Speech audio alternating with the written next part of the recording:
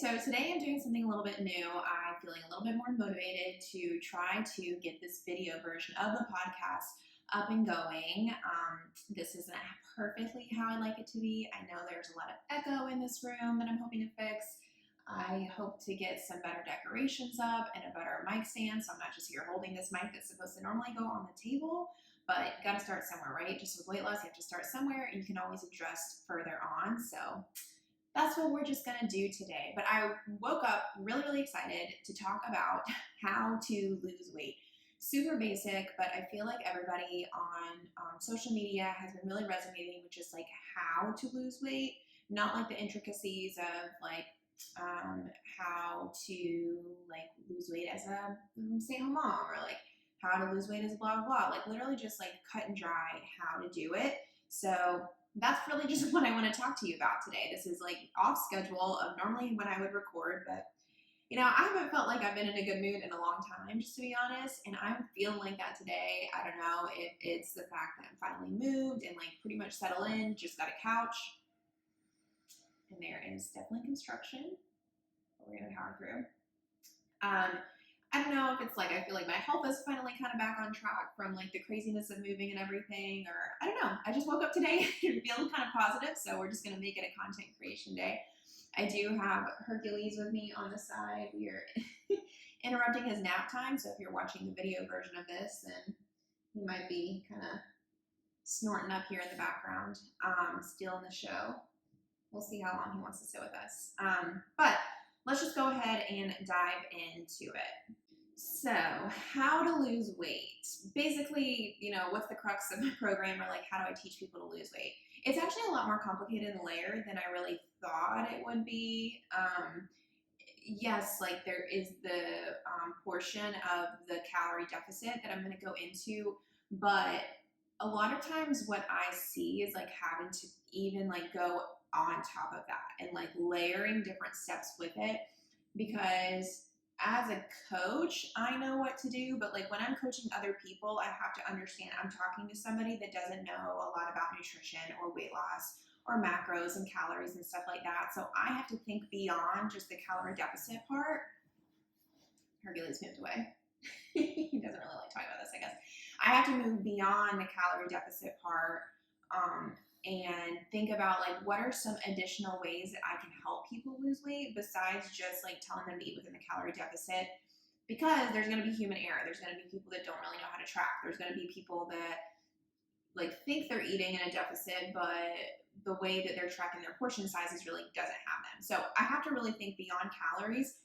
And then like the science of weight loss, well, honestly, the science of nutrition is and might always be kind of murky, just because it's not an immediate science. Like you have to really see like all the other factors that add into lifestyle to really get you to the weight that you are.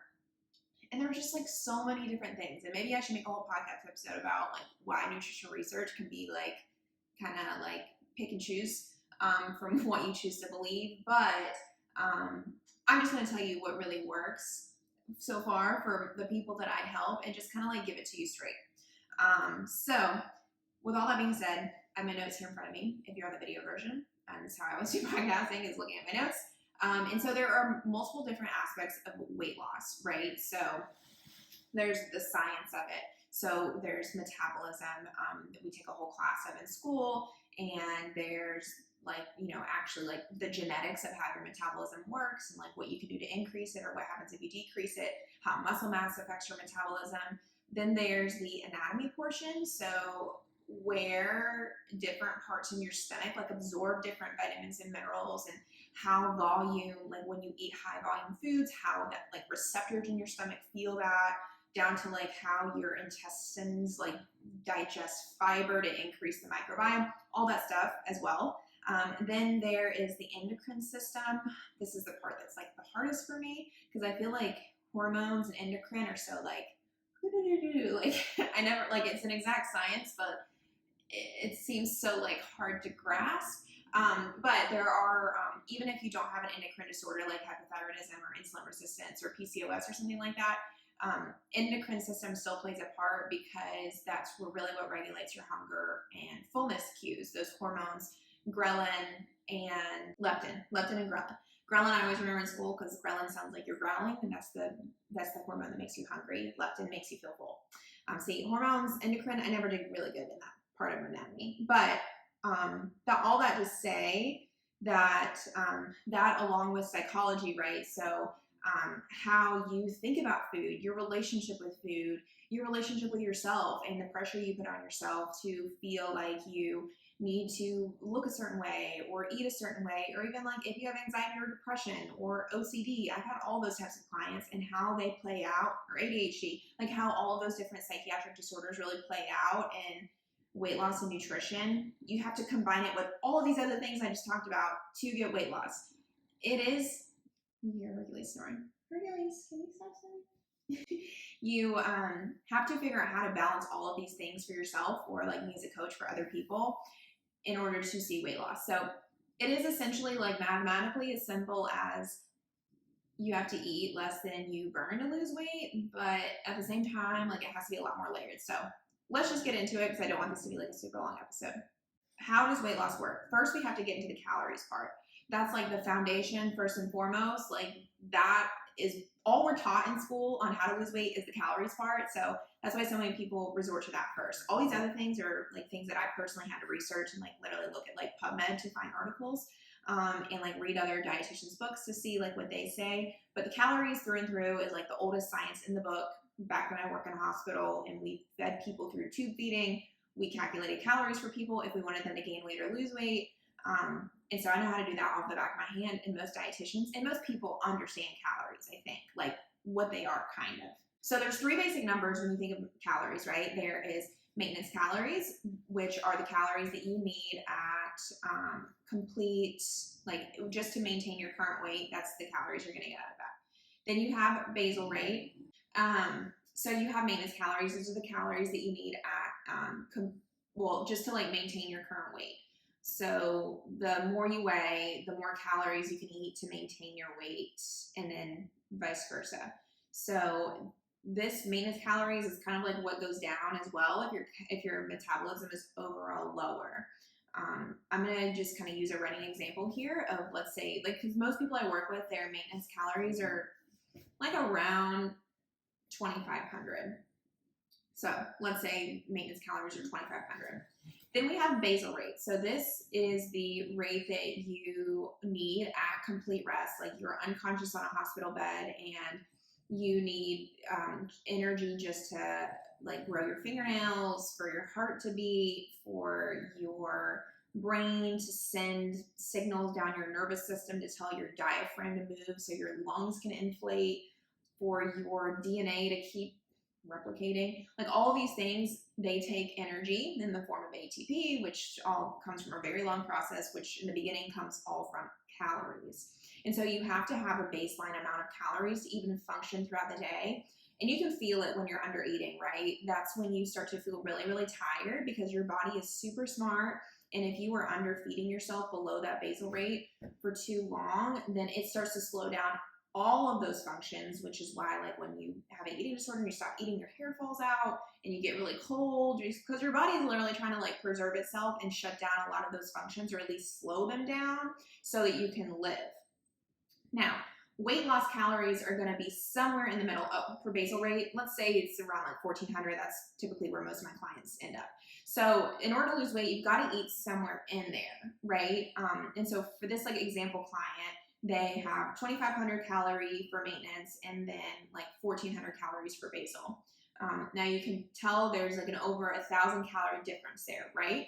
And this is because this client is, we'll say they're a teacher, they're pretty active during the day, they get like 8,000 steps at work, and they work out 1 day a week, and they are like 200 pounds. That's probably about how we would get to somebody that high. I just shared about this on Instagram, and somebody said that their maintenance calories were around 1,700, and so they didn't have that much in between their basal rate, which happens if you're not really active or you're not a bigger person. Like my maintenance calories are not that high. They're only like 2,100, which kind of stinks, but it's because I'm a lower body weight than a lot of my clients. So when you're picking your weight loss calories, this is where all of this like dietitian clinical judgment really comes in, because You have to find a range for people to not feel like they're starving it up, because if you bring them too close to that basal rate, they're going to feel really hungry. But you also want it to be that big enough difference to see weight loss, right? The other caveat is no matter the amount that you bring your weight loss, like you bring your calories down to, your metabolism will decrease, unfortunately. And it's just normal because you're going to be at a lower body weight. So, like for example, my metabolism is lower than somebody who's theoretically 200 pounds, because I just don't need that much like going on in my body. Like I don't have all this extra tissue to need to like pump blood through and replicate cells and I don't know, nervous function through them and stuff like that, right? So just like overall, my metabolism is going to be lower. And if you bring your calories down any amount, it's going to decrease. But there's caveats that you can do. But anyway, so that's why you don't want to bring your calories down way too much. Even like a little bit above your basal might be too much. I try to pick somewhere like kind of in the middle for clients, so that we're seeing significant weight loss, but they're not feeling hungry or decreasing their metabolism too much. Now, the way that weight loss works with calories is you have to have 3,500 calories to lose 1 pound of fat. And this is below that maintenance calories, which you can't do in one day, right? Like if your maintenance calories is 2,500, you can't eat negative 1,000 calories to lose a pound of fat. So you take that 3,500 and you split it up 7 days a week, or any amount of days a week, depending on like the deficit that you're assigned. And so let's say we're able to give this person a deficit of 500, so that brings them to 2,000 calories. This means that if they follow a 500 calorie deficit for 7 days, they will have 1 pound weight loss at the end of the week. You follow me? So the way that weight loss works for a calorie deficit is it's on kind of like a rolling sum, which I definitely had to look up to see if that was like a real word, but I think it is. So like that means that it's cumulative. Like it's not like your body just like starts over. It's more like a savings account to where you like have $3,500, and if and I'm trying to think of an analogy on the spot, and if you like every day pull a little bit of money away from it, like let's say every day you pull $500 from it, by the end of the week you're going to have none left. And that's how weight loss works. But let's say you only pull like 200 from it, so like you're in a deficit of 200 calories per day, you'll still eventually like deplete that $3,500, right? It just might take twice the amount of time. So that's why one day really does not matter. Like when people say it, it's not really like, oh, like, I don't know, if you don't meet your goals one day, they really don't matter. No, they literally mathematically do not matter, like to the point that so many people think that they do. So there's no reason to give up if you've had one day. Because the other thing to remember is even if you don't get a 500 calorie deficit, like no matter if you're a little bit under 2,500 calories, that maintenance amount, you're gonna lose weight eventually. It just might take you 2 weeks, which sometimes if I have clients who don't have that much to lose and they're not active, I don't have a lot of room in between their maintenance and their basal calories. And so they might only be able to be in a deficit of 200 calories per day until I do the tricks. So they might not see a pound loss for 2 weeks. So I hope that kind of makes sense. I go into that in so much more depth in one of my modules in my program, but that's kind of the quick and dirty on like how calories really work. However, if you are only counting calories, there's a couple of problems. First of all, you will always have to keep decreasing calories because like I said, eventually your metabolism will decrease to match that like 2,000 calorie mark, right? For our example client. And the only way they're going to be able to continue to lose weight is to decrease yet again, and you kind of get into a bad situation where you're decreasing.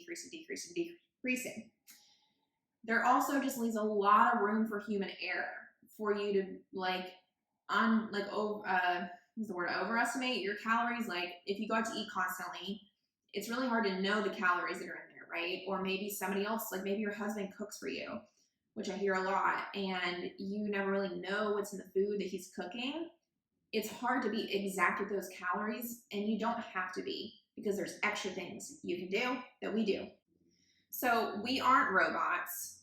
The science is always changing for calories. And again, that's like, I don't want to say old science because it's not antiquated, like it works. for people, and I've seen it in the hospital, when like you have so much control over them and you're literally just putting in basically like liquid calories, and there's no room, there's no error there, and like I see it happen. So we don't want to just rely on the calorie deficit, because we're living our real lives and there's so much room for error. And there's a lot of like funky things that just go on with weight gain that I can get into a whole bunch of other episodes about, with insulin resistance and an imbalance in other hormones, and I don't know, not even being truthful to your coach, or I don't know, like your metabolism just being lower. Like there's a bunch of things that the calculations for calories don't get right. And so if you're not seeing weight loss, it may be because you need to also be doing these other things, which is why I focus on these with clients. So I'm going to give it to you straight. This is why we add the next layer onto macros, and why you should too for weight loss. And a lot of clients come to me and they're like, I don't understand the macros part. And the macros, you can think of them kind of like, I was trying to think of an analogy for this. So you can't have calories without having macros. Like they are essentially one and the same, but they're just like a more specific version of calories. So like if you've ever tracked on MyFitnessPal, which you can do, you can check out my free FitnessPal tracker tutorial on my website. You can see that it's a good way to understand that 100% of your calories are all going to be allocated to different macros. Foods are made up of macros, which are calories. Like for example, when a gram of fat is 9 calories, a gram of carbohydrates is 4 calories, and a gram of protein is 4 calories. So within every food, there is one or all of the macros, and then that's how you get the calorie amount, is you add up each gram of those items, you multiply it by their respective amounts, and you get the calorie amount. Like it's always going to have to add up to 100%, if that makes sense. So you can utilize the specificity of macros to kind of use calories at your advantage. And a powerhouse macro for weight loss is protein. The other macros, they don't matter like all too much. They kind of do, but just for this quick and dirty version, like they don't matter too much unless you're like bodybuilding or for performance or something like that. Protein though is what you need to focus on if you're trying to lose weight, because protein is going to help your metabolism increase over time. So like I said, the major problem with just calorie tracking is you're always going to have to undercut. But if you focus on increasing your metabolism while you lose weight, you don't ever really have to fall into this issue. And so one way to increase metabolism is by increasing muscle mass, which comes from strength training, and protein intake. Protein, when you eat more protein, you actually also burn more calories internally. If you've ever heard of like negative calorie foods, I feel like this was a thing like back when we were little, like celery being negative calories and stuff. I think it comes from this idea that you burn like so many calories when you are even just digesting food. And the different types of food, they take different amounts of effort to digest, right? Like you think about stomach as like a wood chipper. If you put like a piece of steel, which let's say that that's protein, in a wood chipper, it's going to take like a lot more effort compared to paper. And so it takes a lot more calories to burn and digest and absorb protein compared to the other macros. So you're getting a little bit of a bonus in your calorie burn by doing that, and then also increasing your metabolism through the increased protein intake. For the amount of protein you should be eating, this comes down to different calculations, and this is something I actually didn't learn in school. I had to figure it out myself by looking at research articles and listening to lectures and a bunch of different things. And so everybody might have like a different amount of protein that they do recommend, which is why you should just make sure you go to somebody you really trust. I use different amounts based on people's body. So for people who have a BMI who are obese, I use a different calculation compared to somebody who's overweight or just regular weight. So it will vary from person to person, but if you're looking for just like a general amount you should be eating, then I typically just recommend to make sure you get like 1 serving of protein with each meal at least, and that'll probably get you around like 80 grams of protein, which is a good amount for starting out with weight loss. I will say like most of my clients need anywhere from like 90 to 120 grams of protein, and I do give a range, and there's different like nuances within the range, but basically just try to get some protein with every meal and you'll probably do great. Okay, so we're still trying to solve this problem, right, of how to be in a calorie deficit for a long period of time without having to constantly undercut calories. But we also don't want to be counting calories forever because that's not sustainable, right?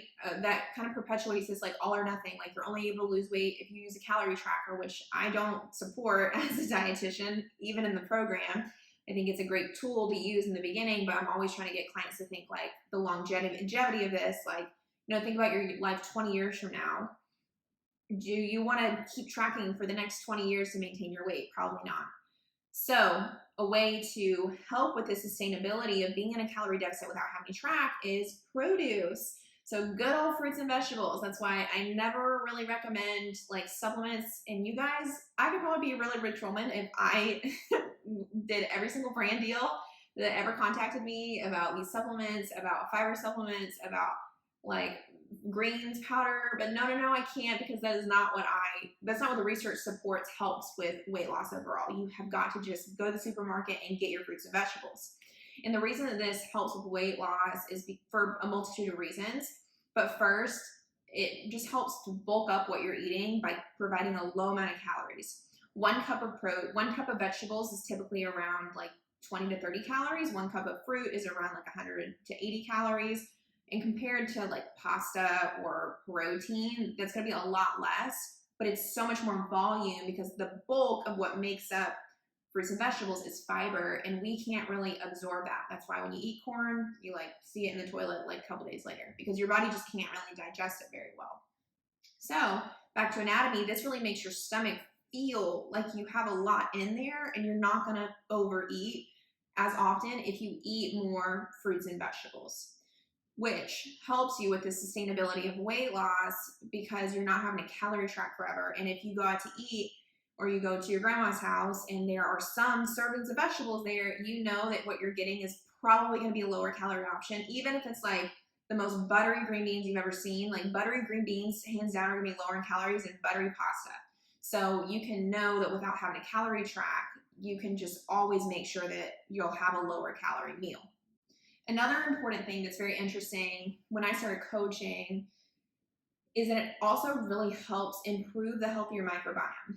Microbiome is like another thing that's like a little like new science. Like it's hard to pinpoint what helps with it, but it's very interesting, the research that is coming out of this area.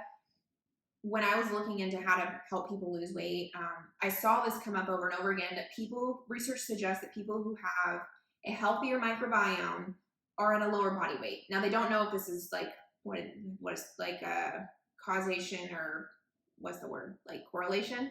Like they don't know if it's like if you have a healthier microbiome it makes you lose weight, or if it's just the people who like are at a healthier body weight have a healthier microbiome. But whatever, I try to make my clients have the healthiest microbiome ever because it's pretty solid research.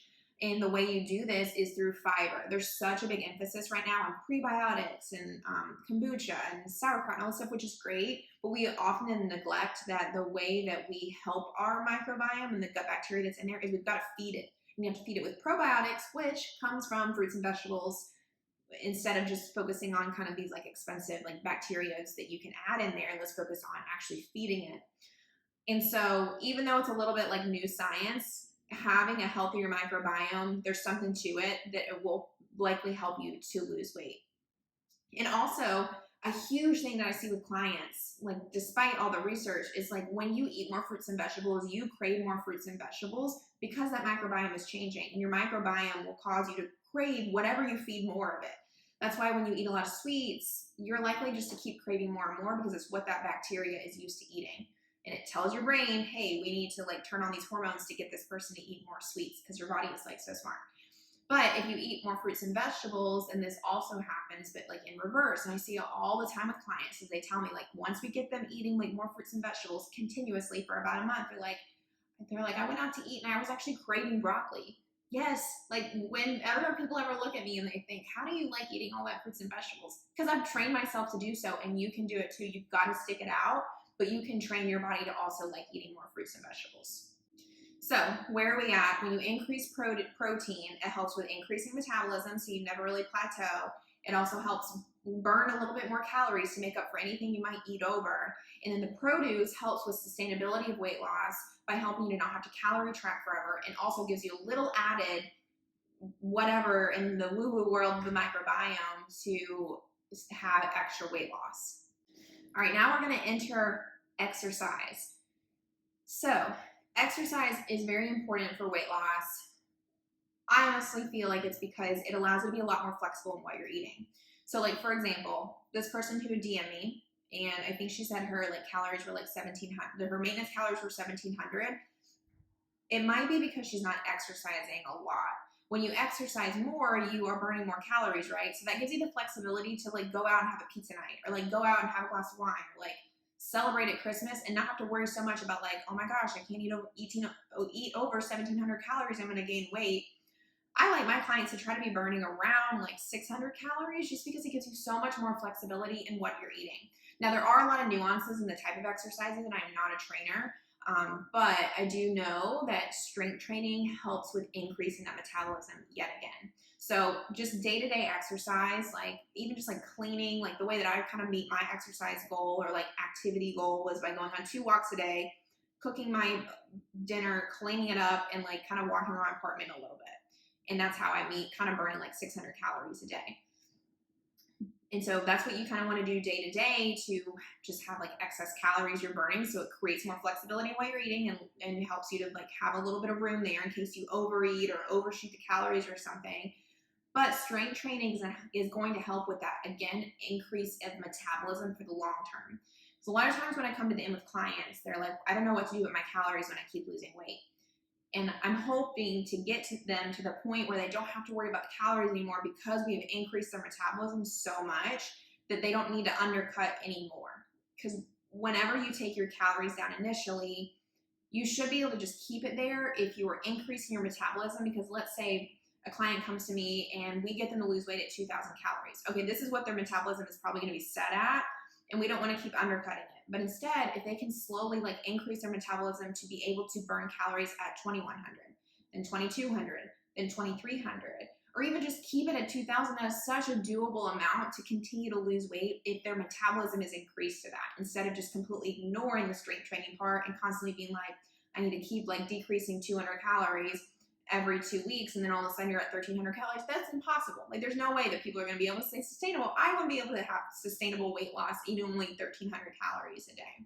So the way to make it more sustainable is to increase strength training, so you are increasing metabolism, but you've got to also have the protein part, because both of those work together to have that happen. All right, next we have to kind of attack the psyche and work on stress reduction. So this is a huge part of weight loss that I see with clients, especially the population that I work with, busy millennials, because the more stressed out you get, the more you can really like make everything fall out of whack. So like everything we've talked about is really reliant on each other, right? So we're in the calorie deficit, but the only way we're really going to keep that sustainable is by increasing produce intake, so you don't have to calorie track forever, so you can forever stay within the calorie deficit. But we also don't want to keep undercutting calories forever, so we have to increase strength training and increase protein intake. So all of this really works together in a cycle, and you don't really want any of those to get left out. But if you start doing things like not sleep very well or are extremely stressed out all the time, it's going to cause your hormones to kind of go into overdrive to want you to eat more. Or if you just like I talked about in one of the podcasts recently, how my personal response to stress is I just want to eat a lot. Like I just have somehow trained myself to be super hungry when I'm stressed out and really want a lot of sweets. Then it's going to cause me to probably eat less vegetables, eat more sweets, and then get stuck in this like negative cycle of like eating more sweets, and it's bringing me out of calorie deficit, and I'm not able to like get out of calorie tracking, all of that. Where if you're able to reduce your stress and really think about like, do I need to maybe simplify my life a little bit? Do I need to create some boundaries at work? Do I need to have a talk with my family about how people can't demand so much of me, or whatever that is, or enlisting help from your husband or wife or whoever that is in your life? That can help you to just positively stay within that circle. And it's super important, because all these things on paper, like, yeah, they seem achievable, but if you're like clouding your judgment from all of this extra stress, then you're not going to be able to achieve it, and you're not going to be able to stay in this like positive loop over and over again. All right, we have 2 more to get through. Next, habit building. So this is why working with a dietitian coach is really, really helpful, because we understand all that part, but then like putting it into practice is also a whole different science. And seeing like how to make these doable goals and changes over time is how you're able to implement it. Because if you are trying to do like all of these things all at once and you just kind of use it as like a checkoff list, like, okay, I'm in the calorie deficit, okay, I'm eating more fruits and vegetables. And I get clients like this sometimes, but they don't end up doing that well, because in like the first month they try to just do everything and use it like a checkoff list, and they're like, okay, like I'm doing everything. After like a month and a half, they tend to really fall off because they haven't been able to really meditate and like just think about why is what they're doing working. Like, how did they get to eat more fruits and vegetables? Like, did they have to plan? Did they have to go to the grocery store? Did they have to order a second like grocery order halfway through the week? Or did they have to do like a meal delivery kit? Or like, how did they exercise? Did they set boundaries at work so they were able to take time off at the end of the day, or wake up earlier? You know, stuff like that. Like when you don't think about the behaviors and you don't think about like actually building them into habits, and more so think about it like a checkoff list, it's not going to stay sustainable. The good thing is, like, once you get into this like groove of having all of these different habits really stacked up, it's easy to stay in it because all of it kind of feeds off of the next one. But if you don't take the time to get into that loop and like into that wellness wheel, then you're not going to be able to reap the benefits of it feeling so natural. With my clients, like, we spread all these goals out plus some into 3 months, because they say just that, because they say by the end of it, they're like, I don't even know what I'm doing, but it's working and it just feels so natural. And that is what's going to help people to keep it sustainable for the long term. So if you are like having trouble with all these goals or trouble balancing everything, ask yourself, are you really, really taking it slow? And that's what I have to do this in my business. I think like running a business and losing weight are really, really similar, because if I try to like do everything at like 50 miles an hour, like I'm going to burn out, and I'm also not going to understand what's working and why it's working and how I'm able to keep up with it.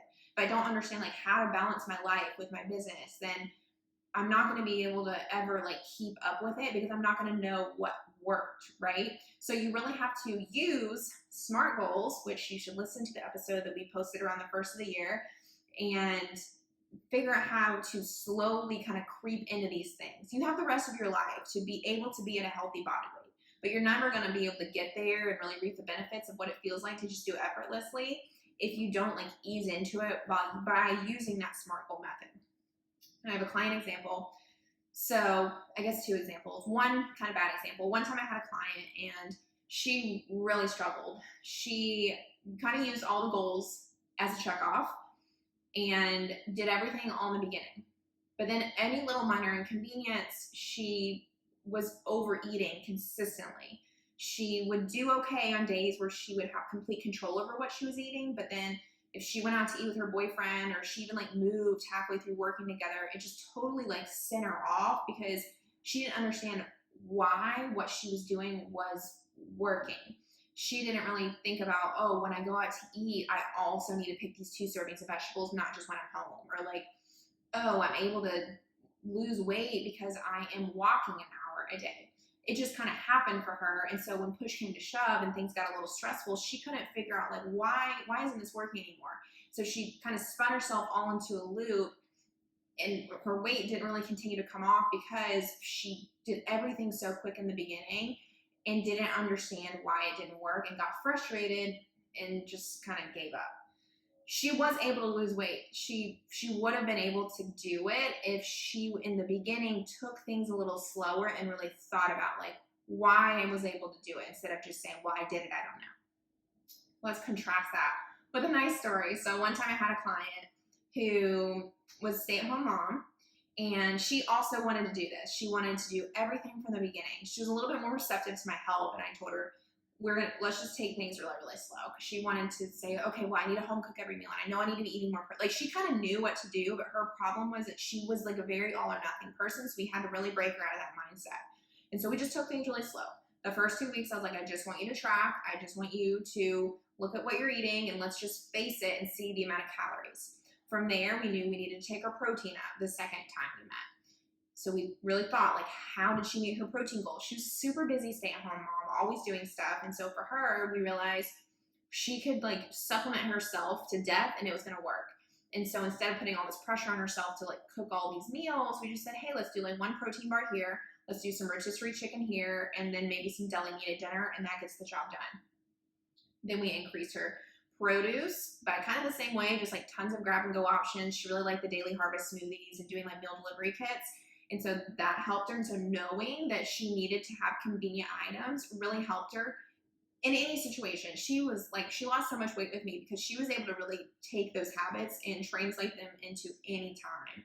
She went on a vacation and she's like, okay, I know I need these grab and go options because that's what works for me. So she went to the grocery store and she got some grab and go options. She made sure to still get in her smoothies, and she was able to continue to lose weight through all of those things. And by the end of it, she did so well. She was up to par with all these recommendations that I gave. And she felt like it was a lifestyle. She didn't feel like it was just like she was about to like unravel at any minute, because we took it slow and she understood why what she was doing was working. So the last tip I have, the last thing that matters for weight loss, is consistency. So if you are having problems with weight loss, I always hate to assume it's the client's fault, but sometimes I'm learning people just aren't as consistent as they need to be, because we're really taught that you can lose 30 pounds in 30 days, right? Which you can, but I don't think it's very safe. And so you really have got to be consistent for a very long amount of time, especially if your body isn't used to these changes.